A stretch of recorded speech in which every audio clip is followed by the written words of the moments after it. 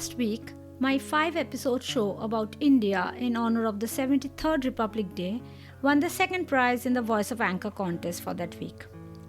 This was the 11th week and I was almost tired not winning, so this was a wonderful surprise. This week, on our Voice of Anchor challenge, we are celebrating women power as a team. The team is called Wonder Women and we will discuss creativity, making money, financial independence, entrepreneurship, and NFT for artists. I will be sharing the podcast links in my description. Check out to know what women want. Thinking about my podcasting journey since 2018, I realized creativity and curiosity about the technology makes me want to learn about them and play with them. It's a boon and a bane. But time is limited. I have other responsibilities. So what prevents me from running after the new shiny object which may or may not help? Hi, you are listening to Dr. Amrita from the Doctor's Creative Diary podcast, and here's the show. Abha, my podcaster friend at Explore Beauty and Wellness with Abha, asked this question. Hello, Dr. Amrita. Thank you so much for giving me an opportunity to ask you a question. My name is Abha Jain and I'm from Hyderabad. I'm a cosmetologist and a podcaster on Anchor and Spotify. My podcast name is Beauty and Wellness with Abha. My question is, how can a multi-talented person who is jack of all trades but master of none manage and be consistent in all the hobbies together on social media and monetize them all? Thank you. Thank you, Abha, for this very interesting question. I'm going to quote Einstein on this. Einstein said, "Curiosity has its own reason for existing. The important thing is not to stop questioning."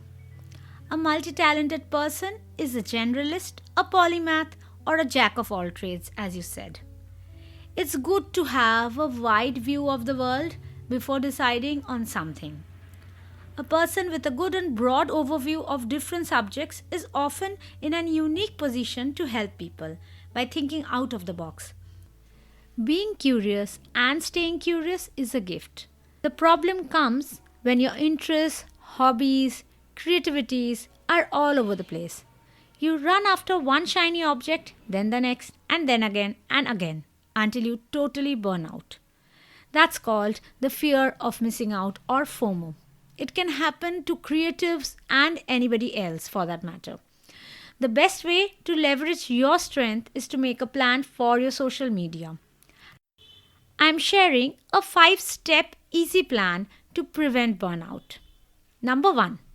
Find out the platform where your return on investment for time or money is maximum and use that effectively.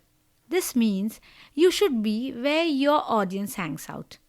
That's where building an audience persona for your work is very important.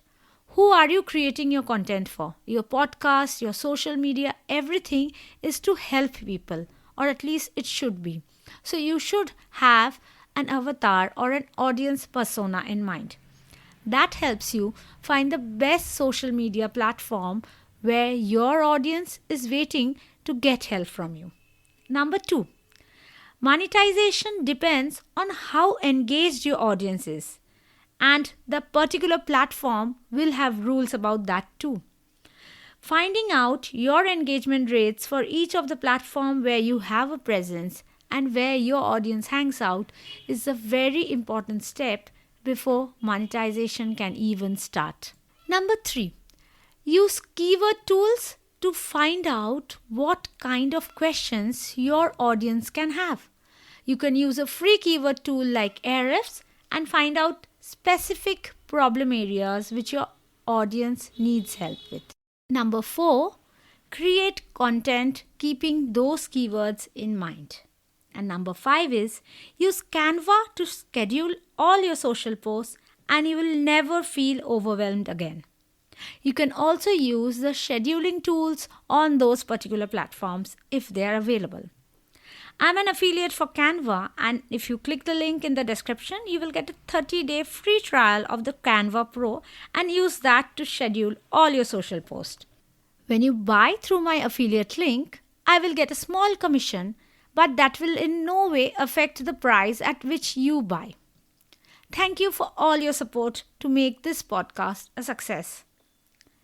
If you're a digital creator, you must also have your own website or blog. All your social engagements should finally reach your own site. That helps you truly build a brand. As a creator, you are your own brand. You need a house for all your content. Whatever you're creating on your blog should have snippets sharing the best parts on the social media. If someone wants to know more about you, they will do so on your website because social media doesn't really want to work for you. You are working for them. So having your own home in the World Wide Web is a must. If you're a digital creator in 2022, don't stop, get your own blog. In the description box of this podcast, you will find a link to a free downloadable PDF which will guide you to make your own blog in a jiffy. Hearing us discuss about creativity and monetization, Riddhi Deorah of the Powerful Parent podcast, another podcaster friend, had a question. Hi, Dr. Amrita. I absolutely love the work that you're doing for mothers and also helping them grow financially. I think it is so important. So, my question for you is related to the same. And my question is, what are the different things that mothers can do to monetize their hobbies? And do you think it's important for mothers to have their own money? I really like Riddhi's question about how mothers can monetize their hobbies. Creative entrepreneurship actually started for me after I became a mother.